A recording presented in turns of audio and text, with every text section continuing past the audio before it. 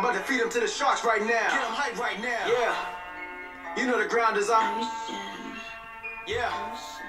Everybody that trains, you know the game. Yeah. So let's get it. Slap it up, bump it, and roll. Hey. Yeah, that's the way that it goes. Ain't no better way to better yourself in this game. You're feeling the growth. That's time on the mat. We put in the work. Believe it ain't easy, I know. But we train for the love of the game, the love of the art. Now slap it up, bump it, let's roll. Welcome to episode 35 of the BJJ Campaign Podcast. My name is Jeff Boone. I'm an A3, blue belt, 2 stripes. This is Phil Coors, A2, blue belt, 1 stripe. So, Philly, as you know, this marks a week without training as of 6 p.m. tonight. Yeah. For me. That's maybe the longest break that I've ever had. It's been great. It's been great. Yeah. What you been doing? Working. Not Jiu-Jitsu. And it's not been great. It's been awful. I'm sick of it, tired of it, wanted my rib to be healed. Well, you took off the week before, too. You were gone for like 4 days. I think you did Friday or Sunday, and then you didn't come back until the following Friday. You were gone Monday, Tuesday, and Wednesday for a meeting. Thursday, you were in another. That's right. I don't think you made it to the Thursday class before. You took like 5 days off before the last class. No, it wasn't that long. I feel sure it wasn't that long. Because it was Sunday, then Thursday. You didn't go that Thursday. I didn't go Thursday, I went Friday. Huh. Yeah, you've done 1 class in 2 weeks. Not good. Not good, man. I'm dying too. I want to get back in, but... Why don't you just get like a shoulder pad, like a football, like shoulder pads for your ribs? Yeah, no, it's like the quarterbacks use the rib coverage. Yes. I might do that, but no, I keep telling myself in the overall scheme of things that it's a marathon, not a sprint. Right. I keep repeating that. Well, they still move in marathons, right? Yeah. Well, I'm doing mobility. I mean, yeah, I'm doing mobility and, you know, the normal push-ups, pull-ups, that sort of thing, but just no training. Right. Not happy about it. Yeah. Well, I mean, you went in once and made the problem worse, so. Yeah. Well, that's, yeah. Accurate. Yeah. Accurate. Yeah. So it's probably best to just let it fix itself, but I don't know how you fix a rib. Yeah, time. That's how you fix it. Yeah. But anyway, hopefully next week be back. Yeah. Everything will be fine. You think Monday? Man, I hope so. I don't know. Yeah, I'll probably go Monday. Because then you can do fundamentals. You can kind of see what's going on, you know. Yeah. See how it feels. You know, not stay for rolling. Yeah. You just start Muay Thai. So that way you don't get any pressure on you. No. I'm not going to do that. But anyway, so that's enough about that. That's the development there. I really don't want to talk about it Yeah, anymore. it's terrible. It's awful. And I miss it. You know, I mean, I think everybody can identify, you know, with injuries and stuff. And You want to go to the comp class tomorrow? I'm excited about that one. Thanks, Phil. Yeah, no. It's going to be fun. It's going to be a blast. Joey's running a comp class. It's going to be great. You're not going, huh? Not going. Loser. Yeah. Shout out to Phil. Doug. That was hilarious. I'll see you tomorrow. Because that's a good way to break it back in, to go to comp class where you roll extra hard. Yeah. Yeah. No, I'm not going to do that tomorrow.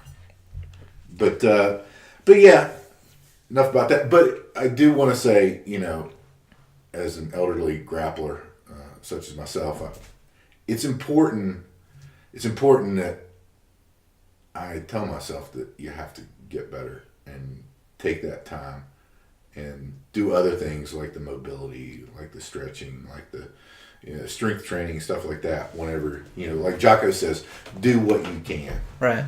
And that's what I've been trying to do. So, you know, I'm going to continue. Hopefully, maybe go back Monday to fundamentals, but yeah, but still, like, and I mean, I think we talked about it before when I went through, like, just being stupid and stubborn when I hurt my ankle, and then I hurt my rib, and then I hurt whatever else. I can't remember at this point. But there's like 4 things all kind of stemming from the same thing because I didn't want to take any time off. And it doesn't matter. I mean, like a week. no. Like, what does a week or 2 matter if, like, you're hurt? Yeah. And, like, I'm still dealing with this ankle thing where it's like, I'll feel it in certain positions now, like 4 or 5 months later. And it's like, what if I took a week off and let it do what it's supposed to do, and then I would feel normal all the time, you know? And obviously I'm not saying don't train, you know, or don't. But, like, if it's needed, I mean, I don't know. I learned that the stupid way, like I learned everything else. But Sure. if you have something that's telling you, like, you have a problem, let it heal itself a little bit, you know. I mean, except for a broken toe, obviously. I don't know. That one hurt quite bad the other day. Yeah. Yeah. So Phil broke his toe the other day, and It hurt. it hurt. It's okay, though. It's okay now. Yeah. I used Scotch tape on it to tie it up together. Not so. Scotch tape. It'd be funny if you did that. So yeah, take the time off if you need it, folks. And next, let's talk about, because you've been pretty steadfast on your journey to gain top position and pass here lately. How's that working? I broke my toe. Yeah. I give up. I don't know. Like, every time I roll, I feel like I'm going to puke. You know? Like, I'm trying way harder than I was before. I have no cardio. Thought I did. Don't. I'm always exhausted. And I'm hurting myself. So, hopefully there's some light at the end of the tunnel here soon. Yeah. Yeah. So, do you think that you're exhausted because you're just making unnecessary movements because you're so bad at it? Yeah, of course. Okay. Yeah. No, it's back to, like, I used to be this tired on the bottom. Mm-hmm. You know, Sure. just trying to, like, keep someone in my guard, basically, or escape side control. Like, basically, bottom side control is where I'm resting now. It's like the guard is like my fight to get on top, like trying to get sweeps and going back to the knee or whatever. Just, like, definitely not conserving any energy, it seems. Mm-hmm. It's not intentional. It's just the way I mean, there's been like 3 or 4 rounds that stand out in my head that I just was like, I need a second after the round, which is unusual, but Very. But no, it's been weird. And also, once I get on top, I don't know what to do, it seems. So I think I spend way too much energy trying to... I think I spaz when I get to the good position more than when I'm in the bad position. Makes no sense whatsoever. Yeah, not much that I do ever does. Yeah. What? So other than obviously during rolling, trying to gain the top position and pass the guard, what else have you been doing to kind of facilitate that? Have you said to your training partners, "Hey, I'm trying to work top game"? No, I'm just not laying down anymore. I'm not pulling guard and not... Like, once I get... Unless the guy's way too big, Mm-hmm. And I don't know him. If they're big and I know him, I don't care. But, like, if it's somebody, like, brand new that I don't know how... I'll stay in the close guard, I feel like. Mm-hmm. I guess not intentional, just something I'm noticing now that we're talking about it. But more just fighting for the top position from the start. Mm-hmm. Takedowns, pressure and takedowns. Yeah. And even if it's like a from the knee situation, I'm not, like, falling back. Sure. You know, it's kind of more of a push forward, which is, again, not usual for me. Yeah. Yeah, no, agreed. Have you thought about doing any private lessons, anything like that? Not really. No. Yeah, no, I just keep trying to fight and put my head down and work on my guillotine defense. You just watch YouTube videos of it and then do it? So. Nah, I've just been trying to, like, push into people. I find just different reactions, like with Delvin. I was making sure to keep my head kind of smashed up against his forehead to forehead kind of deal because he kept grabbing my head. Mm-hmm. But he's pretty big. Yeah. So I'm pretty good at jiu-jitsu. yeah, it's hard for me to move him anywhere. Yeah. Well, so from the outside, whenever I was going for that similar, more of the passing game, because I started out, as I've said before, playing the top game with my wrestling experience and that sort of thing. It came a little bit easier, but passing was terrible, right? I mean, that was really tough. So I took several private lessons from Lee, and it really helped. It really helped with the passing concepts, Yeah. So, maybe something you may want to consider. Yeah. Yeah, no, I mean, they're always a good idea. Yeah. For sure. I haven't considered it for that specific reason. I've just been... I feel like I'm almost at square one, because, like, I've never practiced any takedowns. Or, like, actively tried for them. I think I told Landon after the drill, but when the open hand strikes were in our sparring class for the rounds, because Landon does all the boxing and Muay Thai stuff. Sure, good at it. Like, as soon as we started, he, like, slapped me in the head, and I was like, oh, yeah. That's Forgot about that. Yeah, that's not something I think about. So, typically, what I do when we're standing is I walk in a circle for a while, kind of like arms extended with my butt sticking out, looking for the perfect judo throw that I don't know how to do. So I just don't do anything, basically, and just kind of see what happens and dance around. So when he's slapping me in the head, I was like, all right, I've had enough, and I just did it. I mean, it's a terrible shot, but no, I've seen it. Yeah, right. But it's a shot, Yeah. Like I'm doing something. Because again, it kind of goes back to the sweep, and that's why I won't even try to pull guard, because, like, I'll tell you pull guard and sweep because you know how to sweep, Yeah. Like, that makes sense, I think, in practice if you do it. But if I pull guard, I won't sweep. Yeah. So that's why I'm trying real hard not to do it at all. And if people are starting, like, from the knees or whatever, I'm always trying to start passing. But when people want to fight for top immediately, I've been kind of going back and forth in that little shoving match, which I'm not good at with any arm drags or anything like that. Which I've seen some of the stuff, or, like, I guess Russian tie or whatever, arm drag, all that stuff. I've seen it a couple times each, but I don't have any, like, confidence doing that or going for them, which is just all the more reason I just need to keep working on it. But it's like, at this point, in my head, I'm like a day one dude just pushing back. Like, I have no plan yet as far as, like, a takedown. Right. It's terrible. I'll figure it out. I know you will. Just remember, head down on the shot. Yeah. So good at that Von Flu. I'm really getting good at that. The bait to the Von Flu. No, I think just looking at it from the outside, you're not giving yourself enough credit on that. I've seen it, and you get on top, and you're there, and you're working better in the top position. And whenever you and I roll, you're always in the top position, right? Right. Until you get swept. Yeah. Right. Until a flower sweep you. Yeah. Well, I'm building your confidence. The long game. Yeah. Playing the long game. Setup. So pull guard for 6 months to take that fireman scary, like Lee said. That was hilarious. Yeah. No. Yeah. You give me an opportunity to work it, obviously, which is good. Or else it would be even worse than it is. But yeah. No. To me, it's like my plan. Not necessarily having plans. I have no, like, go to essentially on top or anything. It's just kind of.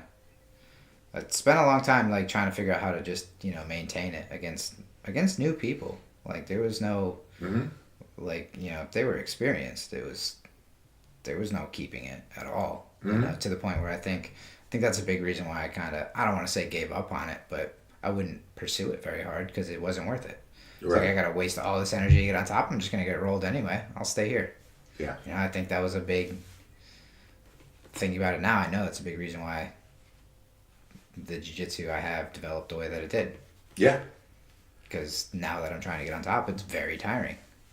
So it's kind of like taking a commitment to try very hard to get on top and not have much success from there. Yeah, but also what you're doing too is rounding out your game. I mean, that's what you're doing, working on rounding out your game to where You're dangerous from the bottom. You're dangerous from the closed guard, and that's a great thing because that was bred, as we talked about, out of necessity for you to keep that closed guard and attack from that closed guard. It's something that I'm trying to work on is attacking from closed guard because I like and prefer open guard, sweeping, getting top position, or playing half guard and going for submissions from half guard. So I'm trying to work on that to round out my game, and it's tough. It's not intuitive at all. Nothing in jiu-jitsu is. Right. So just taking steps to round out that game, and like I said, you are getting better at it. You can tell just from the simple steps of whenever I open the guard, rather than staying in my open guard or allowing me to go to half guard with you, you're standing up. You're trying to pass. That's one thing I think I told you about. There's been a couple scenarios that have happened without me thinking about it, and that I kind of reflect on later. Like bottom half guard when there's space and I'll stand up versus shooting to reclose the guard, recover the guard all the way, because I know I can recover the guard, but that's, again, if I get there, I'm going to lock myself there. That's that's the end point for me. And I guess in theory, like if I end it with a submission, cool, but at the same time, that still doesn't help me get any better at the other stuff. Right. And I've talked about doing this for 6 months and I guess 7 now.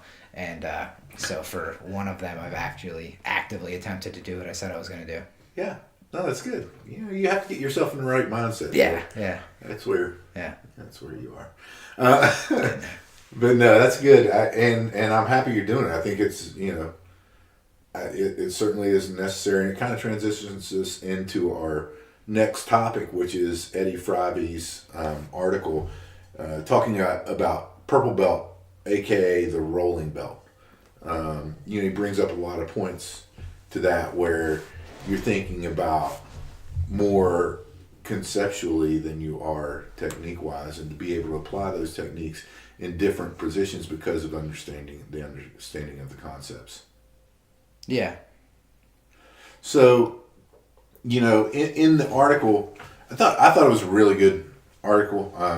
I think if you look at it, I think that he kind of mentions things that you should probably do at every belt. And here's a for instance in that, and that is, don't roll with everyone the same. Yeah, I think that one applies more to.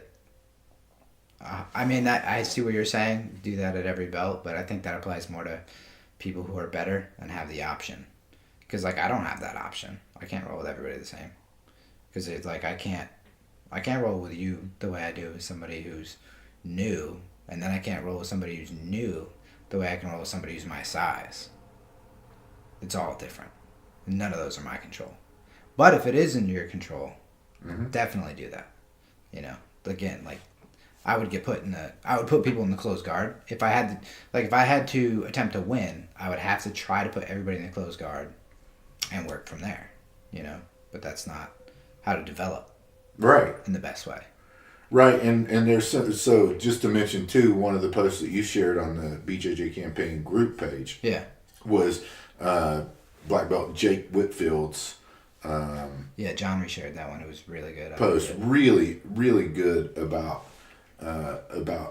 being a good training partner. A lot of the topics that we've hit on before, but knowing how to roll and pointing out that, if somebody's better than you, maybe you're in that defensive posture and you're really trying to, because a lot of times, whenever I'm rolling with John, I'm just trying to see how long I can go without being submitted, unless he's giving me positions, which he does often, then I'll work whatever, and then I'll still try to not get submitted.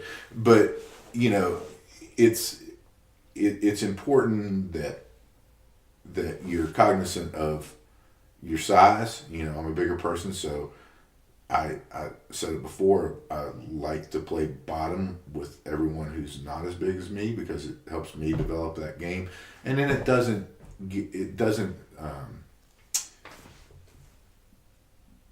it prevents them from getting just smashed by my weight, not skill just by the weight, carrying Yeah. my weight for that. I'd rather do that. Plus, hey, it helps me develop that bottom game as well. And what's funny is you're more aware of your weight than I am, because like I'll feel like messing with kids and stuff. I don't think about my weight ever, because I never do.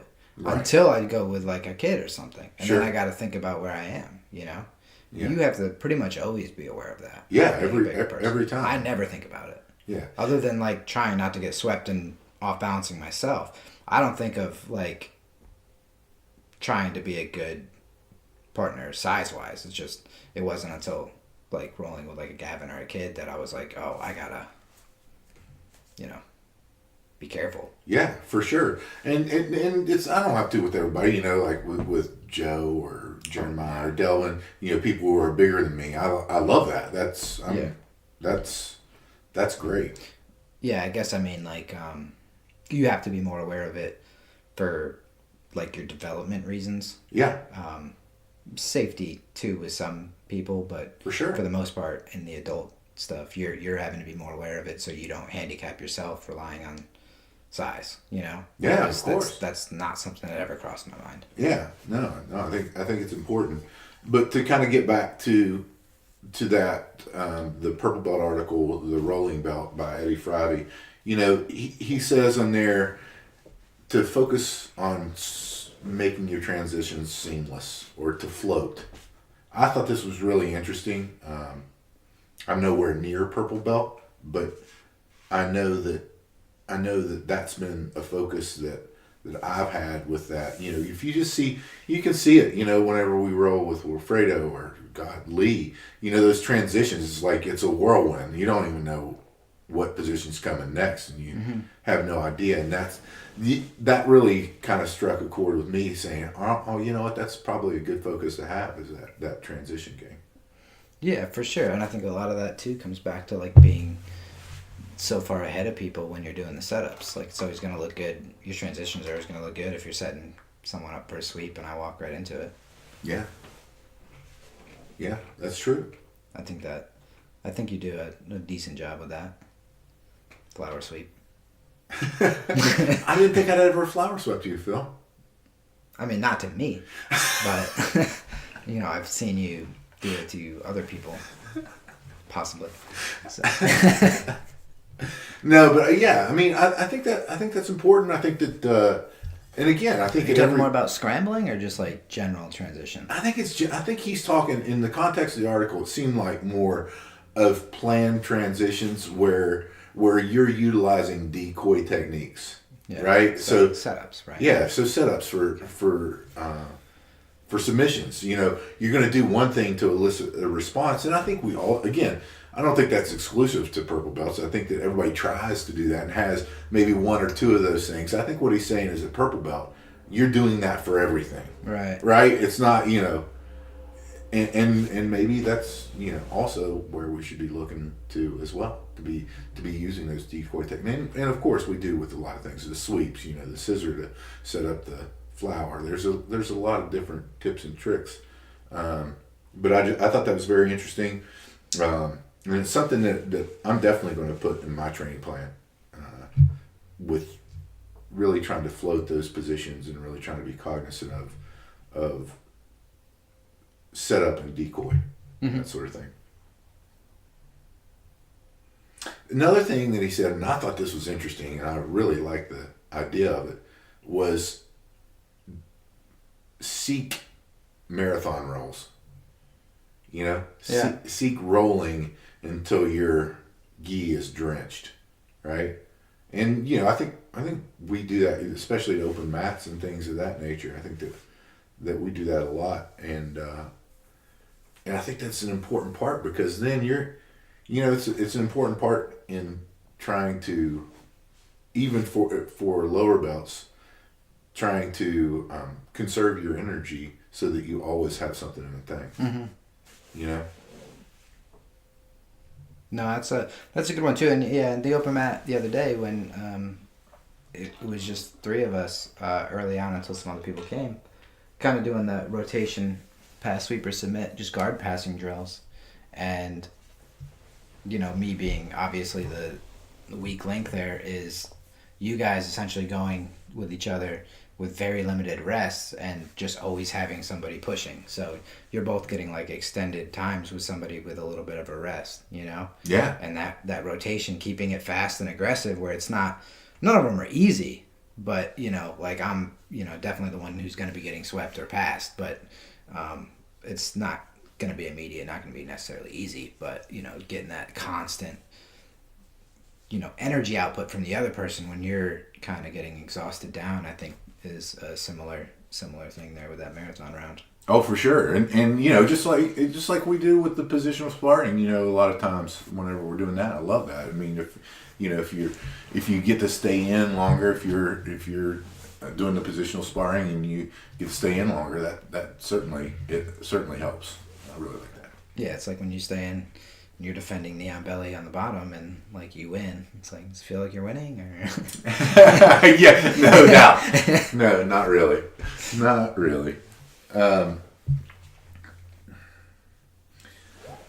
other thing, and I kind of touched on it a little bit, but was the overall concepts, and I've said it before that's the biggest thing that I'm looking for every time in jiu-jitsu is to learn, whether it's the grip breaking concepts that you're always grip breaking towards the thumb, or the self-defense concepts with the knife self-defense, you know, whether it's coming from the top, the side, or lower. You know, I think that you know, recognizing and applying those concepts in different positions, I think that's something that what he was saying is developed as a purple belt. He also says, as a purple belt, you know, you've collected all the techniques that are necessary to be collected to gain your black belt. You know, which is very interesting, right? You know, the differences, it just shows you how much there is to the subtleties of what jiu-jitsu is. Well, that's like, we've been saying that forever. Like we as white belts, we've gone through the fundamentals program 10 times or something, least. You know? And it's like, from my understanding, and I think it's true, if you learn the fundamentals program, that's all you need. Right. It's just, there's no way to be good at it for right. a long time. So right. you can't do anything from the fundamentals technique efficiently other than one or two things. But yeah, so that I definitely agree with that and putting it together. Yeah, agreed. And I mean, just think of it from that perspective. And again, you can bring this back to any belt level, I think, of a lot of this stuff that he's saying. It's not just exclusive to purple belts, but this is just where they're honing that. But you just think of the fundamentals class. I mean, think of the last fundamentals class that you learned a very important detail to a technique that was so simple. I'll give you mine. And maybe this wasn't the last one, but it was one of the most profound to me, and that was whenever Charlie, we went over the scissor sweep. Mm-hmm. And I was like, Charlie, I haven't been having success with the scissor sweep for a long time. And he's like, that's because you're screwing it up. I was like, oh, okay. So he corrects that. Yeah. And like now, instead of decoying the scissor sweep for my flower sweep, I'm actually getting the scissor sweep. You know? So it's like there's always that constant detail that you're going to forget, or maybe you never even knew, and likely your coach probably never even told you. Yeah, they don't give you. They don't always give you all. That's how they keep you coming back. Not true at all, ladies and gentlemen. They say it every single time. You just don't ever hear. But yeah, I mean, what was it for you? What was the last thing for you that was like, man, this is so basic, but this really helped? I think that one I don't know, again, it's probably not the last one, but when Ryan was talking, he always uses the example for dropping in base, like stand-up self-defense wise, but it applying in a lot of places, but like the squatting position. And I found that really helpful for both thinking about how I'm standing or postured and how to explain it to other people is like that squatting position. Like there's no technique you're going to do where you're standing, you know, and I'll be standing in some ridiculous fashion with my legs spread apart or whatever. And he's like, that's never it. That's never the move, you know, and it's just trying to keep that in mind of like, could I squat here? Could I load a lot of weight? Because that's what's going to happen, right? So that kind of general posture thought, like how am I standing? You know, that's been the biggest one probably the last couple of months, where I'm putting it more and more together and thinking of it more often, you know. I would add to that that is really a concept, right? Is that anytime you can, whether it's stand up self defense or on your feet, anytime you can, to have a good base is essential. Yeah, well, right? two of them have kind of come together for me in the last couple of months or whatever. With you're always going to be in the squatting position, and you're always trying to make one side heavy because you want to sweep that leg. Right. You want to put all the weight there and then sweep it, you know, and that probably relates to the sweeping problems I have in the guard, but, you know, we'll figure that out eventually. But, you know, those two things in the stand-up curriculum or whatever have been kind of clicking, and I'm having an easier time. I feel like that's a simpler way for me to understand it and for me to try to explain to other people. No, I 100% agree. And I thought of another concept while you're saying that, and that is, this is one that was really cool that I don't remember whenever I saw the article on it, but it took 6 months to sink in before I actually thought about it. But the concept of taking if you're in a stronger position, if your body's in alignment, than if your partner's body is out of alignment, mm-hmm. right? So just looking for that, conceptually getting that partner out of alignment to help set up whatever you're doing. I mean, it's obvious, right? Whether it's a closed guard and you're trying to triangle, you're going to get them out of alignment, right? They're not going to be straight on it. And so I think that's one of the concepts that I think it's really important to relay and learn from any position, really. Yeah.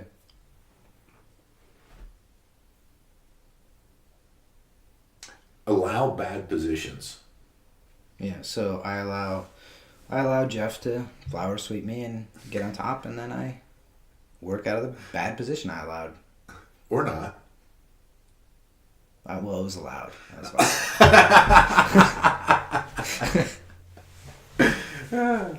No, that's good, and also, it's so important. If there's somebody better than you, it's not allowing them, right? If they get in that better positions, but I took it too as meaning allow yourself to be comfortable in that, not necessarily that you're allowing that bad position. Yes, I agree that it's important to allow those bad positions on someone that may be newer than you, mm-hmm. to be able to hone your defensive skills so that it can translate to someone that's better than you, right? Right. And so allowing yourself those bad positions, and I think that goes a long way with just saying, get rid of that ego, get in those bad positions. You don't have to say, let your training partner know that they've passed. If you just work on something, if they pass, work on something that you think is high risk, that you're likely to get passed on, right? And then once they pass, getting in that better position. Well, there's that too, and then to give a super specific example is Oleg and me. Forever, I would fight him passing the guard, just getting stacked, fighting to just keep it and whatever. And then just one day I was like, yeah, whatever. Yeah, same here. And he passes, and then I just try to work out of the side, and I don't always get out, but I'm I just want to move on, I guess, and I feel once that started happening, I kind of was all right, I was wasting a lot of time, just fighting. I'd spend a minute in this position fighting a guard pass that was essentially inevitable. You're not in a good position there. I got my knee shoved into my face. Just because I'm, I got my hand on his hip at the moment, it's slowing him down. But I think Jeremy said something similar about all this anyway. But, letting him get by and just starting to fight out of the next thing is, again, kind of sort of allowing the position. I would have rather he stayed in my guard. But, once it was over and he was going to pass, allow yourself to work out of the next position, I think, too, is okay. I mean, you're going to have to do it eventually anyway. I think you have to, and I think especially those people who are of similar skill, that's the ones you want to be doing that, because that shows you how effective your defenses are, right? If somebody's of similar skill than you are, then you're going to be able to say, all right, if I can defend that, then I'm going to be more comfortable defending it with someone who's better. Yeah. You know? I think that kind of all kind of goes together, but yeah. I think I see what you're saying, where, you know, you try the high risk stuff where you just learned it in class or whatever, just let's go, just try it out, see what happens. But at the same time too, if you see yourself in these everyday kind of typical, for me, it's always that guard pass, like, and I would just shoot a triangle or something and they'd start trying to stack it, trying to defend it and pass it, whatever. And like, I'm still fighting to hang on to it. Mm-hmm. You know, just let it go, and start working out of the next position. And then you go to realize, like, the concept that Steve Hall was saying in his seminar, right? So if you dictate kind of the moment of that pass, you're prepared for that pass. You're better prepared to recover. You know, just that example of the framing, making your frames instead of, like, I always used to do it. I was super guilty of it, is whenever I was making my frames, when someone would pass, my elbows were bent, right? Mm-hmm. And it was close to my body. Well, that's not a good frame. Right. And, you know, just that concept that he was kind of putting out there, that was, make sure that your arms are extended. You know, again, folks, if you're mounted, don't extend your arms. But if someone's passing your guard, it's okay to extend your arms to get that. Just being aware, obviously, if they've got great transitions into arm bars, then being aware of that. But just framing, it gives them very little opportunity, especially if you frame on that bicep whenever they're doing that pass, gives you a very good opportunity to regain your guard. Yeah, to not allow that. Same idea as keeping your pin on the end of your feet. Keep them on the end of your hands. Yeah. Keeping your hands on the end of your arms? So much? No. Well, yes, do that. Keeping them further away. And sure. Same thought with rolling, blocking the crossface. Like, I'd always been told to do it, you know, but then I never did it until I wanted to try to control the top position, and then I couldn't, and I was like, that's super annoying. I need to do that when I'm on the bottom. Right. Yeah. It's funny. No, it is funny. It is funny. The last point in this that I jotted down, and this is something that one of the many reasons I love jiu-jitsu, is stay fascinated by the difficulty. Mm-hmm. Right? It never ceases to amaze me how hard jiu-jitsu is. And, like, there's never such thing as perfection. Ever. No. So I thought that was interesting that he said, you know, obviously, purple belt, stay fascinated by the difficulty. I can't imagine that ever waning. I can't imagine that ever going away, that fascination with how hard jiu-jitsu is. Yeah, I mean, I don't care how inexperienced you are. You show me a 200-pound dude walking to the door and tell me I'm ever going to find that easy. I find it hard to believe. Yeah. You know? You're right. I can survive in different ways, you know, but I can't imagine it ever being easy when somebody's 50, 100 pounds more than me. It's not going to happen. Yeah, and that's back to Jake Whitfield's article, you know, or his post on Facebook, that if you're 50 pounds heavier than your training partner, you have to be hyper aware of that and not utilize those attributes to positively reinforce a negative habit, right? Yeah.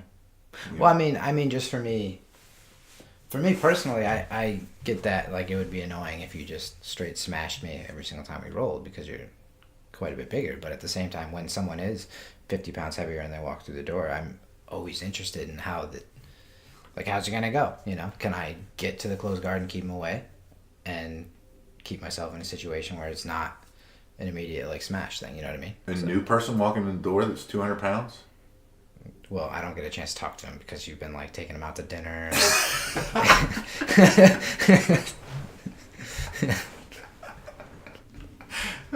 They've got no chance, Phil, with you. They got no chance. It's always interesting. That difficulty thing's not going to get there. They've got no chance.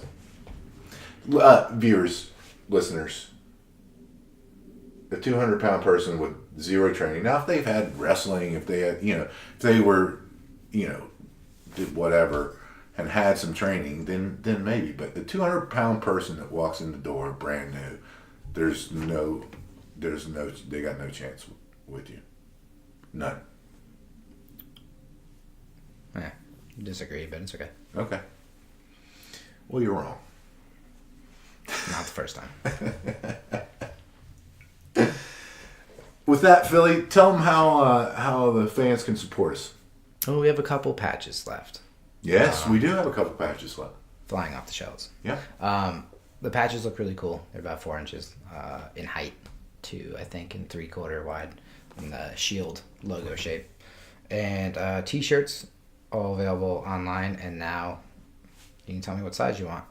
Fix that little issue. That's kind of important. It's kind of important with a t-shirt, Anyway, so we got that online. Facebook, join the group. Trying to get some memes going.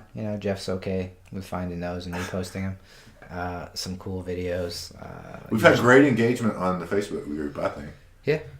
Like questions and topics and stuff. And that's kind of like, kind of the goal is to, get people telling their stories about the time that they watched YouTube videos on tying their belt in the parking lot. That's what we're always after. And, that one, I still can't believe that. That's so funny. It just refuses to ask for help.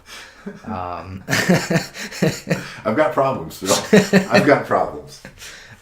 Twitter, Instagram, YouTube, Facebook, all the good stuff. And I think that's it. Didn't mention our combo pack. So individually, the shirts are 30 and the patch is 10. Correct. We've got a special running for a limited time only. Yes. And that is the combo pack, everything shipped, patch and shirt for $35. Yeah, and I believe one person wrote in asking for like a Velcro thing. The answer is no. That person was our boy Doug Schluter, and he texted Phil. He said you may not have a patch. So if you want Velcro, that's on you. So yeah, that one made me laugh. A shout out to our premier sponsors, My BJJ Notes. Great app for taking notes, updating notes, recording, tournament results, recording when you got promotions, recording, everything in that Jiu-Jitsu campaign. Yeah, I've actually recorded every time you flower swept me. Page is empty. That would have to be edited daily. And also Green Compass CBD products. We've got a link on the website. Mm-hmm. Under the sponsor section. So, Phil and I both use those products, the creams, the oil itself. Highly recommended. Yeah, I've been using it on the toe that I think might be broken, and now I have a 6th one. So that's good. More grip. Extra. Good. Might help that stand-up game. Doubtful. And yeah, I think that's it. So hopefully be back on the mats this coming week. Comp class tomorrow. That's right. Whoops, premature. But with that being said, if you're not out there doing something to make yourself better each and every day, get out there and do it. Phil and I choose Jiu-Jitsu. We hope you do too. I'm about to feed them to the sharks right now. Get them hype right now. Yeah. You know the ground is up. Yeah. Everybody that trains, you know the game. Yeah. So let's get it. Slap it up, bump it, and roll. Hey. Yeah, that's the way that it goes. Ain't no better way to better yourself in this game. You're feeling the growth. It's time on the mat. We put in the work. Believe it ain't easy, I know. But we train for the love of the game, the love of the art. Now slap it up, bump it, let's roll.